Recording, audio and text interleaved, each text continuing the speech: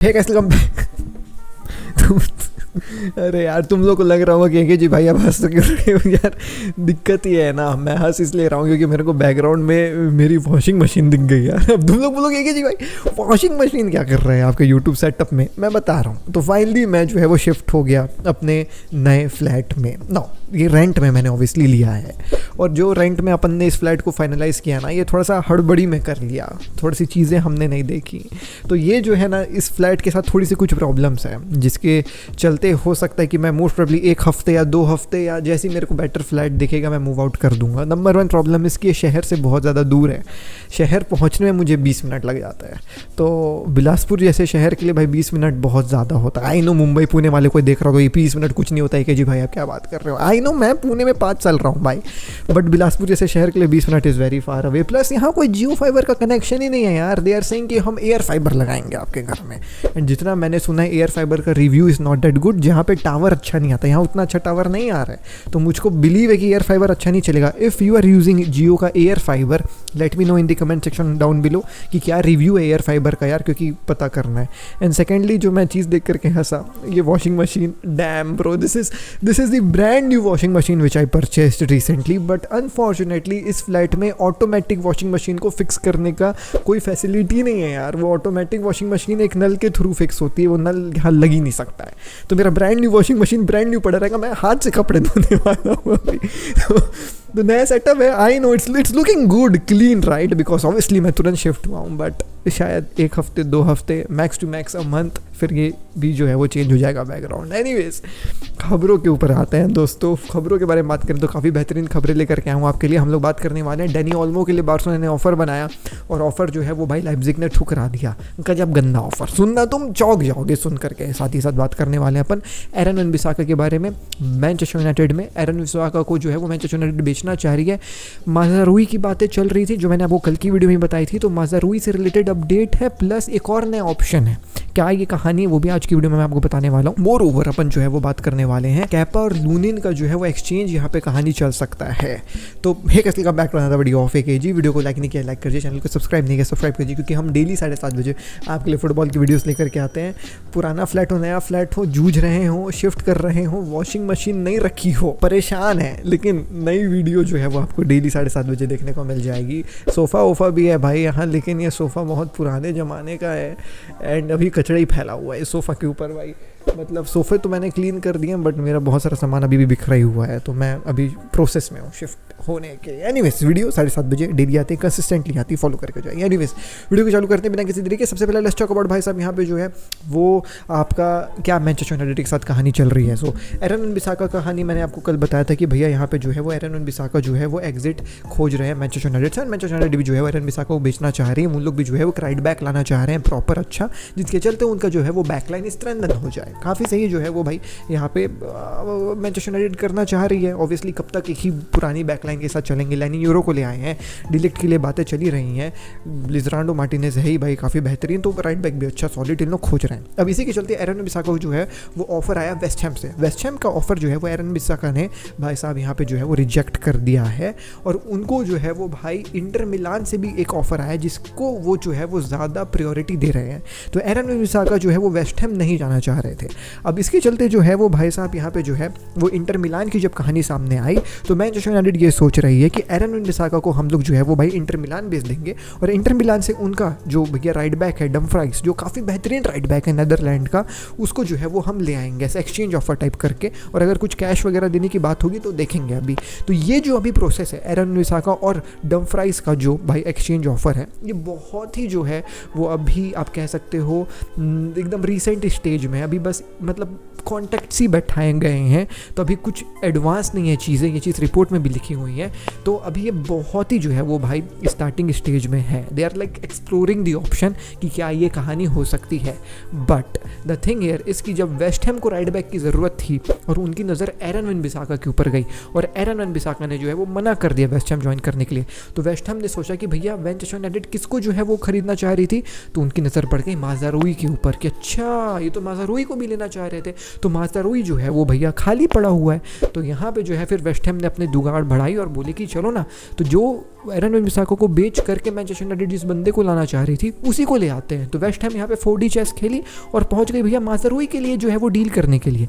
अब apparently they are भाई साहब आप कह सकते हैं fast forward with this deal, जहाँ पे एक तरफ मैनचेस्टर यूनाइटेड सोच ही रही थी माज़राउई के लिए, वेस्ट हैम ने लगभग क्लोज ही कर लिया इस डील को। रिपोर्ट आपके सामने है, West Ham are closing in on a deal. West Ham have club and player agreements for Morocco international in place, यानी पर्सनल टर्म्स अग्री हो चुके हैं with the proposed transfer advance but not yet done.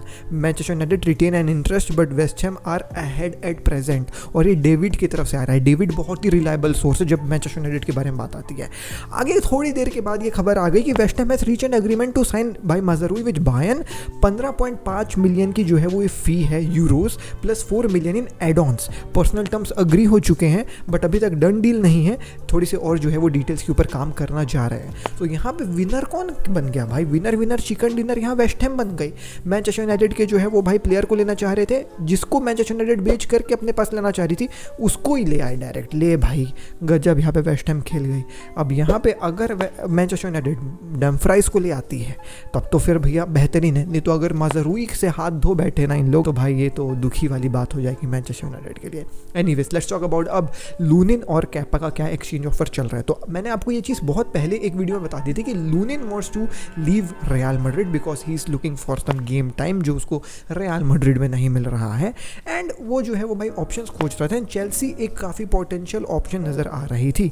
Chelsea के goalkeeper Sanchez को जो है वो Chelsea चाह रही है कि अच्छे गोलकीपर से हम रिप्लेस करें, और ऑब्वियसली लूनिन की परफॉर्मेंस देख करके भाई बेहतरीन लूनिन खेला है। तो उसी के चलते जो है वो आज ये नई कहानी निकल करके आई है कि चेल्सी और रियल मैड्रिड ये सोच रहे हैं कि तुमको भी कैपा को रखना है और लूनिन को हमको चाहिए, तो एक एक्सचेंज ऑफर कर लेते हैं, और इसी चीज़ के ऊपर जो है वो बात चल रही है। अब यहाँ पे जो है वो भाई पहला रिपोर्ट निकल करके आया कि भैया ऑफर जो है वो भाई यही है कि आप लूनिन को रख लो और जो है वो भाई हमको कैपा को रखने दे दो। ये रियल मैड्रिड कह रही है, लेकिन रियल मैड्रिड चालाक, रियल मैड्रिड ने बोला कि हम कैपा को तो लेंगे लेकिन लूनिन जो है वो एक बेटर गोलकीपर है if we compare it with Kepa, तो हम जो है वो इस ट्रांसफ़र के लिए कुछ पैसे भी लेंगे।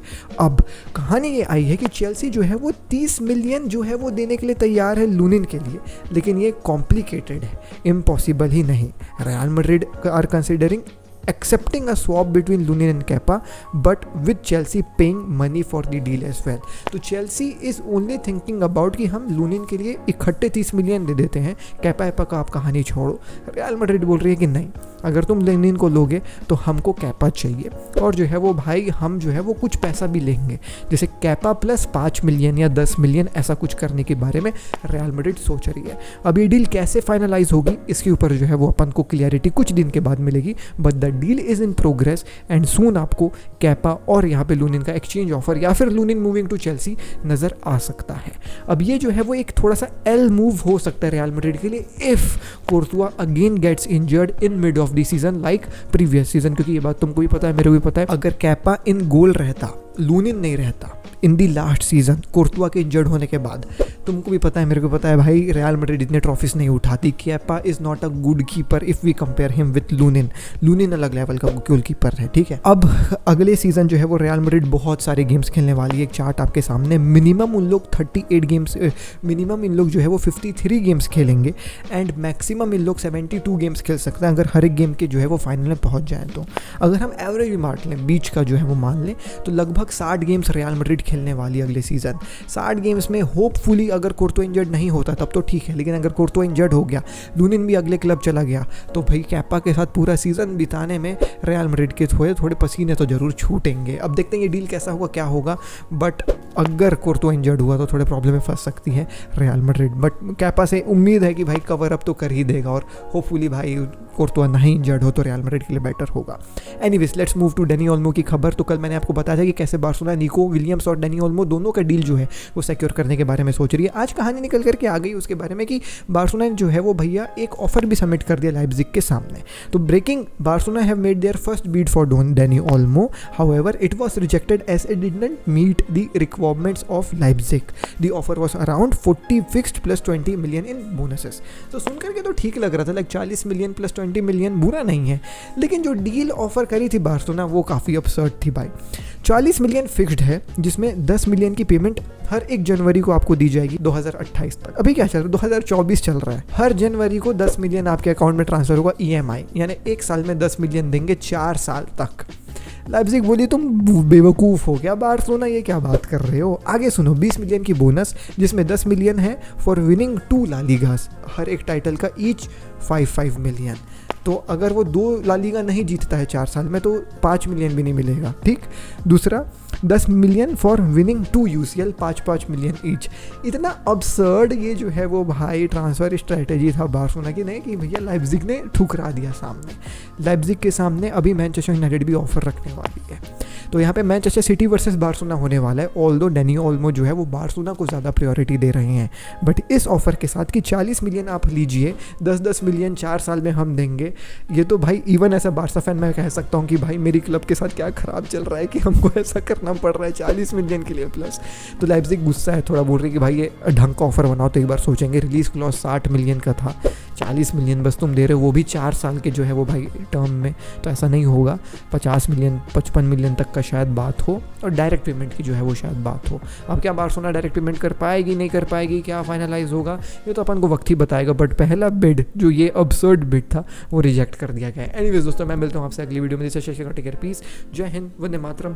सिंस मैं फाइनली सेटल हो गया हूँ, मोस्ट प्रोबेबली कल गिव अवे का अनाउंसमेंट हम करेंगे कि कौन गिव अवे जीता उस फ्लिपकार्ट वाले शॉट में। The link is still in description. अगर आप जाना चाहते हैं फ्लिपकार्ट के वाले शॉट में, कमेंट कर दीजिए कुछ भी, एक कमेंट चूज करूंगा और वो अपना जो है वो भाई जर्सी फेवरेट जीतेगा। Winners will be announced on Instagram की स्टोरी, तो आप लोग जो है वो इंस्टाग्राम @AKG फुटबॉल को भी फॉलो कर लीजिएगा टू गेट टू नो कि विनर कौन है। लगभग 8 या 9 बजे मैं विनर का अनाउंसमेंट कर दूंगा। एनीवेज मैं मिलता हूँ अगली वीडियो में। टेक केयर, पीस, जय हिंद, वंदे मातरम। डीएनए भरा है खून में, फुटबॉल की नॉलेज दिमाग में, चैनल भरा है जुनून से। फुटबॉल की खबर एक जी के साथ, फुटबॉल की खबर एक जी के साथ, फुटबॉल की खबर एक जी के साथ, फुटबॉल की खबर एक जी के साथ।